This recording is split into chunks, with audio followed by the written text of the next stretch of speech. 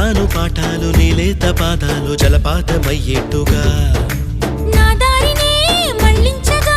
నీకెందుకు అంత పంతం మంచేతిలో ఉంటే కదా ప్రేమించడం